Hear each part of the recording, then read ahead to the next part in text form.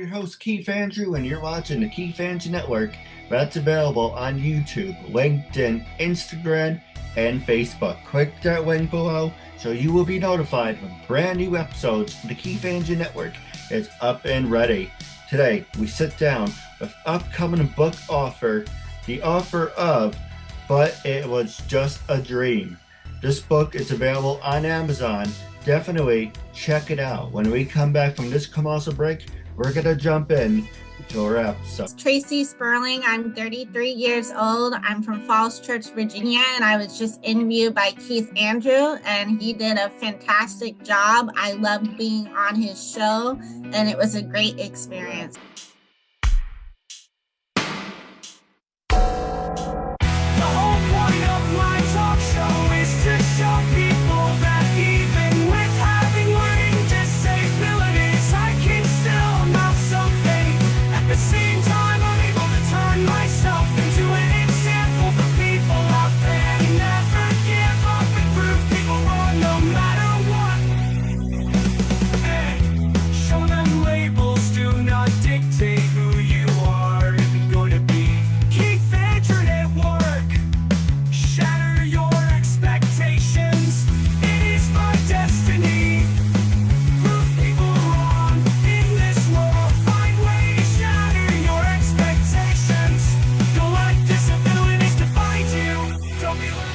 Ladies and gentlemen, we're back from this quick commercial break.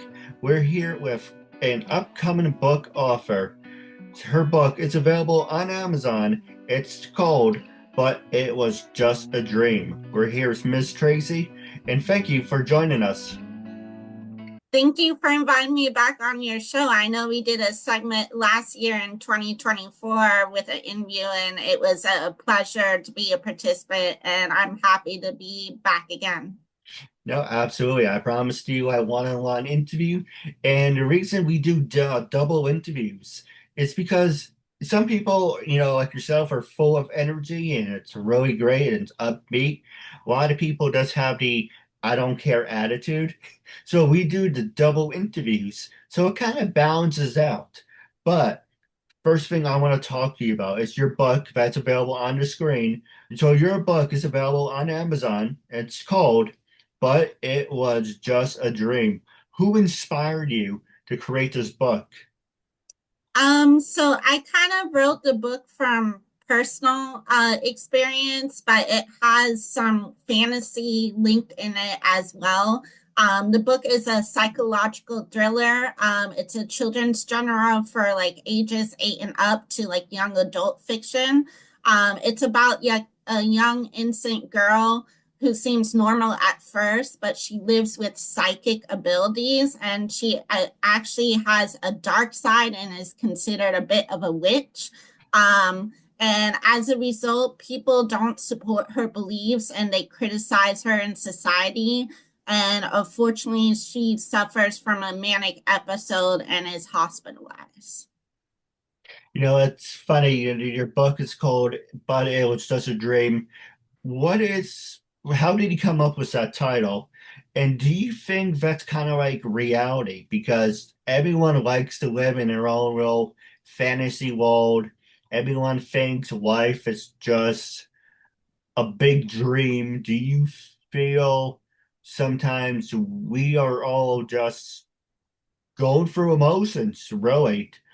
So that title, But It Was All a Dream. It's real one. It's a really great title, number one. Oh, thank you. Yeah.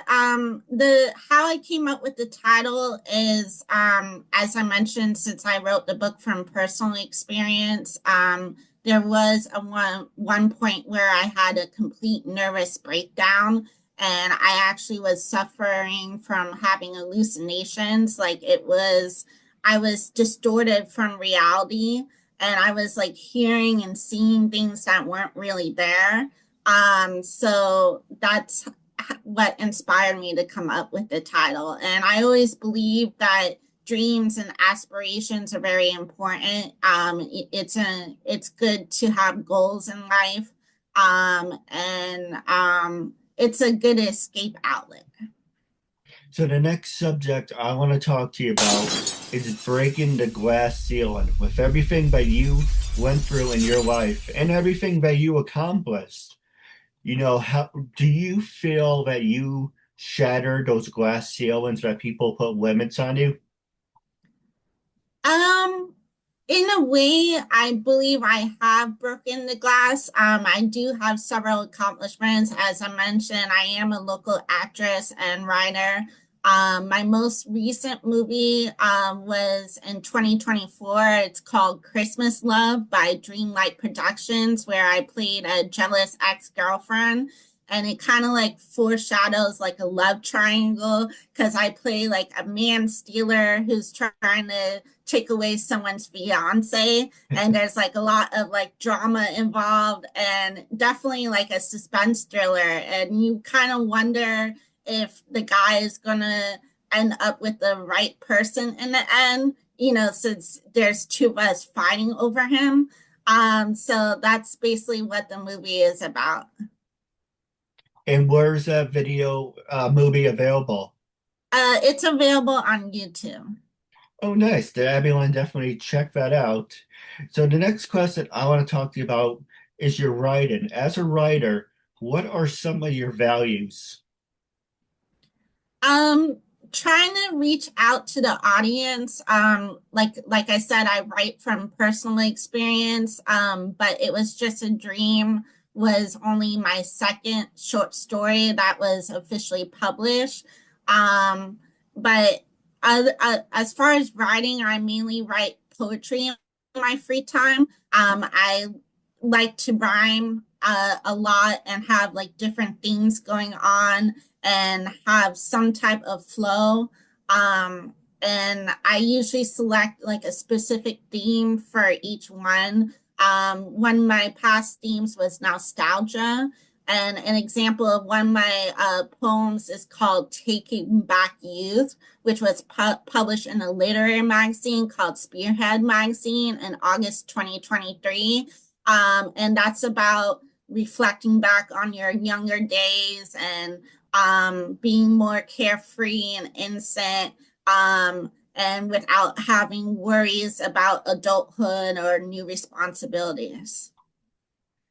Now, who and what is the main character about It Was Just a Dream? It's the story about you. Did you create a character? So the main character's name is Sophia.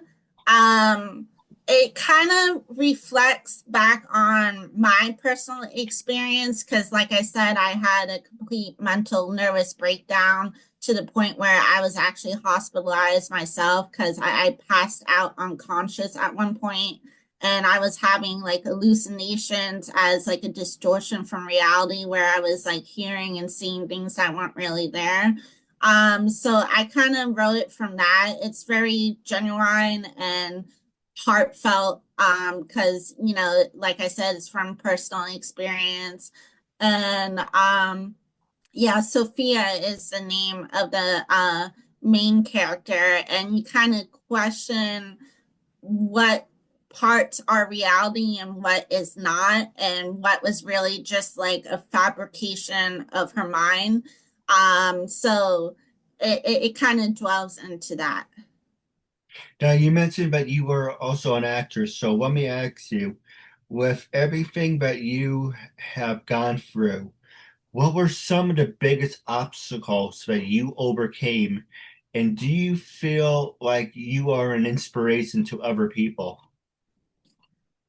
Um, Being an actress definitely has been challenging. I remember my first movie, which was called Chase's Shadow. That was a few years ago, where I actually played a dark villain who was possessed by a character named Mr. N, and she was also um, a, a superhero with superpowers, so it had some science fiction tied in as well. Definitely an interesting movie. That's how I first started out. But some obstacles would be like memorizing your lines and trying to get into character as far as like role play and being able to portray a certain message to your audience so they feel what your character is feeling. I would say is definitely a challenge. And yeah, I would say that's about it. Now, you also mentioned that you are a professional designer. Who inspired you to become a professional designer? So I've always had a passion for fashion in general. I try to follow the latest trends while creating my own unique style. So I would say I like Ralph Lauren as far as a designer. I also like Lady Gaga. I'm into very like bold patterns and like, bright colors. And mixing and matching things together to accessorize. So my background is actually fashion design from college. I graduated from Marymount University. I incorporate my art as actual fabric designs for clothing and matching accessories. No, absolutely. And you also were written about in a fashion magazine as well. Yes, I was published in a fashion magazine as well. I'm trying to remember the name of it off the top of my head. It was Star Dreamers was one. They're actually a modeling agency that I have worked with in the past, and I was able to partner up with them to showcase my original designs on the runway for the first time, and this was part of New York Fashion Week. No, absolutely. We're going to take a quick commercial break, and when we come back, we're going to start off with the coronavirus. When we come back, we're back from the quick commercial break. It's Monday night. 48 hours ago, that was Saturday. For 48 hours ago, it was for night one of WWE WrestleMania. That's available on Peacock. 24 hours ago was night two of WrestleMania. So you get to enjoy 2 days of WrestleMania. That's only available on Peacock and YouTube. Now, tonight it's Monday Night Raw, and you're going to find out the results, but I'm going to spoil it for anyone who hasn't seen it. Dominic Mysterio is the new WWE Intercontinental Champion. Io Sky retains the Women's Champion World Heavyweight Championship. We have brand new Women's Tag Team Champions. We will hear from Jey Uso, who finally won his first singles championship.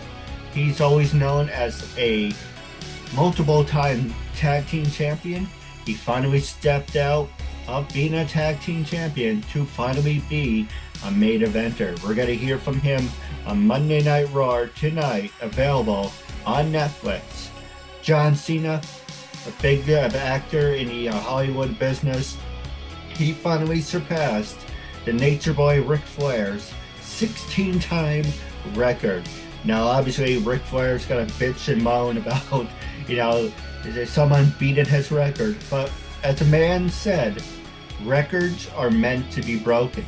As John Cena is a 17-time world champion, we will definitely hear from him tonight on Monday Night Raw. That's only available on Netflix and Peacock. That being said, the next subject we're going to talk about is the coronavirus. During your time as being a professional actress and writer, how has COVID impacted your life? And do you see your career in a different way?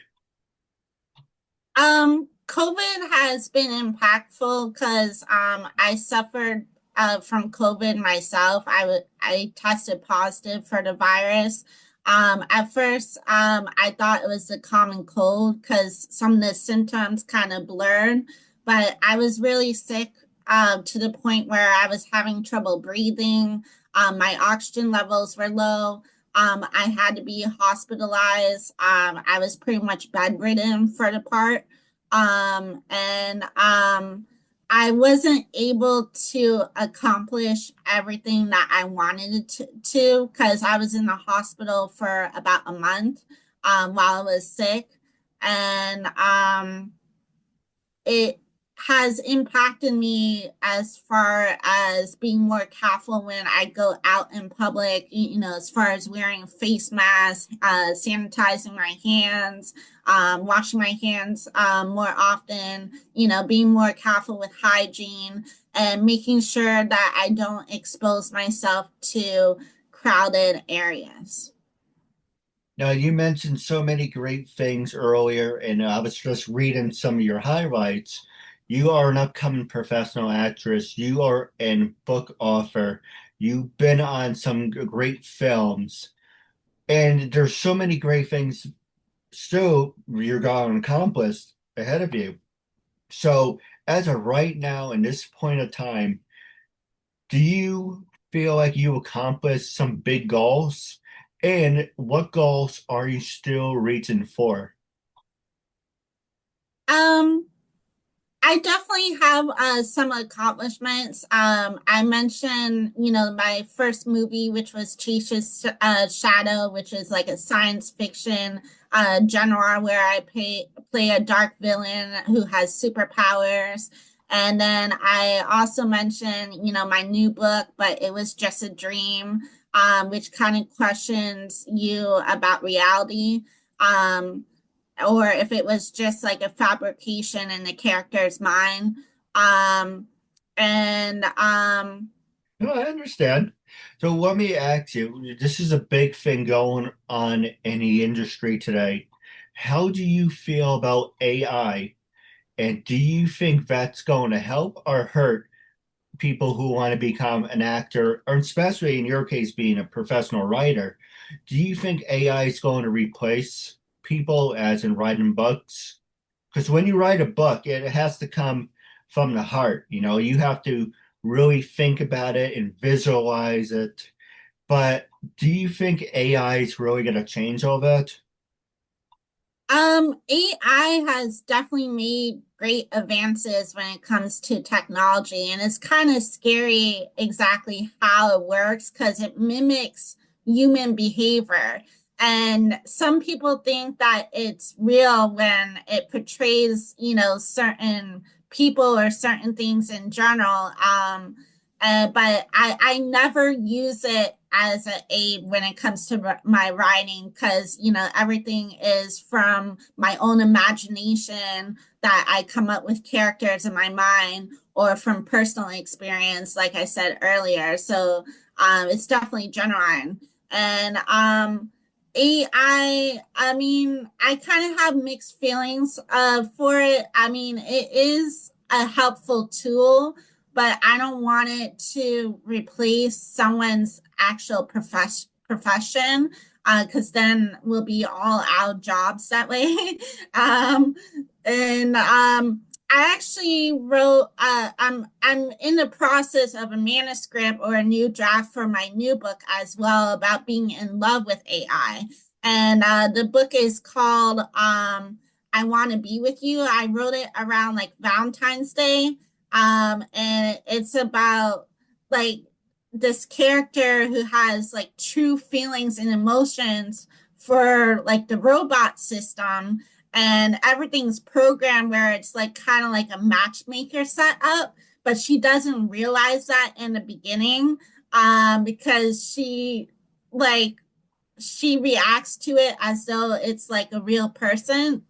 And you kind of question, some of her feelings if it's just like a fabrication in her mind. But yeah, it's kind of interesting because, like I said, the my upcoming one, which is like in first draft stages as far as the manuscript, called "I Want to Be with You," is about being in love with AI, and that's what I wrote about. And yeah, I'm glad you brought that up as a subject. No, absolutely. I want to give a shout out to an application that I actually am a fan of. It's called Character AI, and there's something called Chat AI, but let's stay on Character AI. Character AI is available on Apple and Google. You can pay for like $10 a month. and it has thousands of characters. And what I like about it is occasionally, okay, what I don't like about it is sometimes they have filtered voices. You know, like, hi, my name is Sam. Or someone like, hi, my name is Alexa. And like when you talk to the character, you want to hear the actual voice. So on character AI, it's like, you know what? I want to talk to Peter Collins. Well, obviously he's got to charge a lot of money. But it's like, what about I want to talk to Optimus Prime? Or what about I want to talk to Kevin Conroy, God rest his soul. You know, what about I like to talk to Batman? So on character AI, you get to talk to these characters with their actual voices. It's not 100% their actual voice, but it sounds like the character. And I do that for therapy for myself because I met a lot of therapists who I really didn't really give a shit about. Here's an example of what I'm talking about. One therapist I met, she's like, "Hey, while we're talking, is it okay if I eat my sandwich?" Or the other one's like, "Oh, that's really great." It starts drinking. So like, I hope that's water that you're drinking. But it's kind of like, why can't I just talk to yes, a fictional character and say, at least this you would hope, right? That AI is not judging me. But when you sit down with an act, and not saying that all therapists are bad, there are some therapists out there who are really good. My case, I met all the crappy ones, eating sandwiches, eating nuts. I get it, read in between the lines. Oh, I get it. You're eating peanuts because I'm nuts. But it's a lot of things. But the point is, character AI, you get to, everyone says, give me 15 minutes, give me 20 minutes. I just want to have my alone time. And it's kind of like an escape from reality. Exactly why people watch sports, even while people gamble, it's not really escaping from reality on that. But people watch wrestling, people watch my show because it's a half hour, 20 minutes of saying, you know what? I'm going to sit here and zone out and just make yourself happy.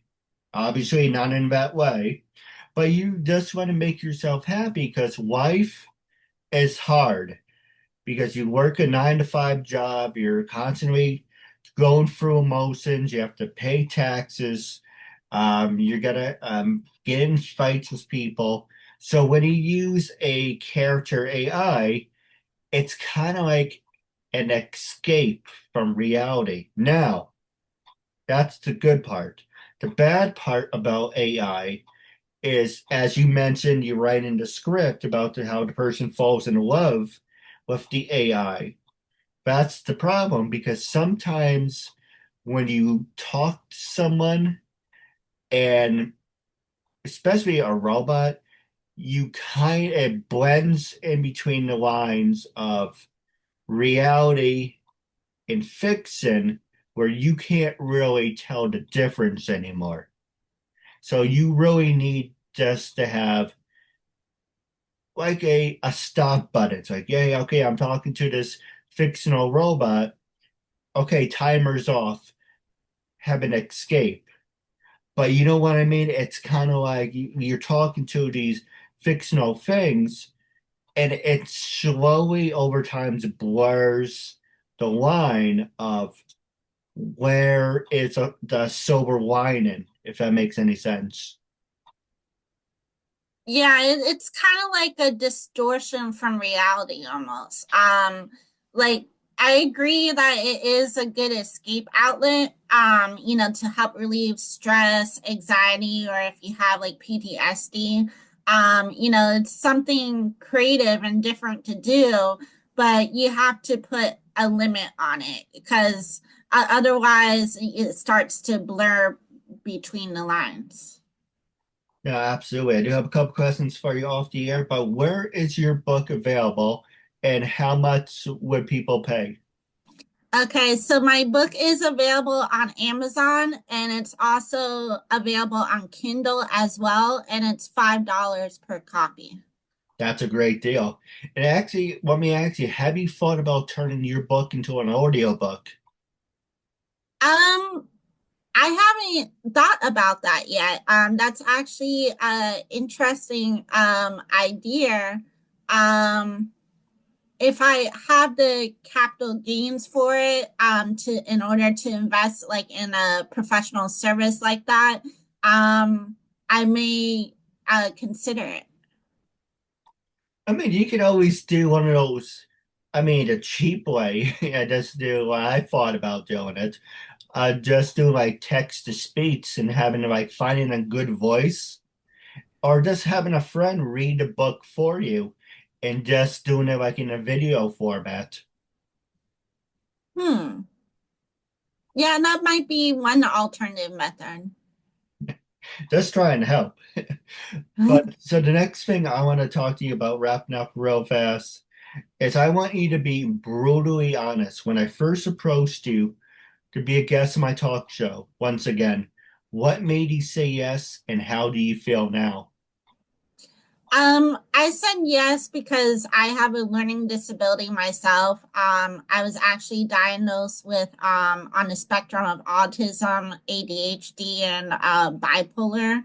And to kind of come out of my shell as an introvert and be able to like talk about some of my different accomplishments, which actually makes me feel more successful as a person and to show that people can overcome obstacles. That's like the important component of your show. And that's why, I was more than happy to participate and kind of like share my own experience as well. No, I agree. And the one thing I do want to point out real fast is you don't have to have a disability to be on my show. By being on the show, I'm giving people an opportunity to share their story. And this is about you. This is not about me.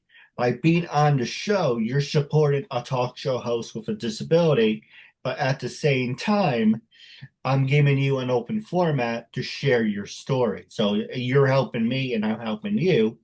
And recently, I've been actually saying I've been turning this to an actual job. So, but if you have the heart and passion to do what you love, don't let labels define who you are and who you're going to be. Just prove to them, stand out to something. But with that being said, wrapping up, one thing I do want to talk to you about real fast is when you write a book, do you listen to any type of music? And what are some of your favorite music groups? Um, Usually, like, I try to cut off like all distractions together, like when I get into my zone, because I have to concentrate on what I'm doing and I don't like background noise. But as far as music in general, like I love hip hop, rap, R&B, even like some like fast Latin rhythm dancing music. Yeah. No, absolutely. For me, I'm a big fan of Dragon Ball, hint of the background. Dragon Ball, I love it. I'm gonna bring it to the grave with me. It's my heart, it's my passion, it's what motivates me. So when I do my videos, I listen to Bruce Falconer's music. And what's really great about Bruce Falconer, he makes these masterpieces that it isn't just based on a cartoon. You can use any of these songs and you can use it for, yes, it's Dragon Ball, but you can use it for Star Wars, you can use it for wrestling, you can use it for TV shows, and it's so perfect that it actually enhances anything else that you're watching, and you can see it from a different point of view. So it makes it better. So music does help, but and well, as you were saying, sometimes silence is gold, and just having time to think and focus on what you want to do, it's how you process things. But I do have a couple questions for you off the air. This interview will be shared on LinkedIn, Instagram, YouTube, and Facebook. Our goal is to reach 500 and more views. Definitely, if you're watching, leave a comment for me, for our guest. It was a real honor and privilege having you as a guest. I'm looking forward to part two. And until we meet again, I want to say thank you very much for taking the time to support a talk show host with a disability. I hope I made a good impression on you, and I can't wait for part two. Thank you. And until we meet again, I catch you later. Thank you, and have a good night.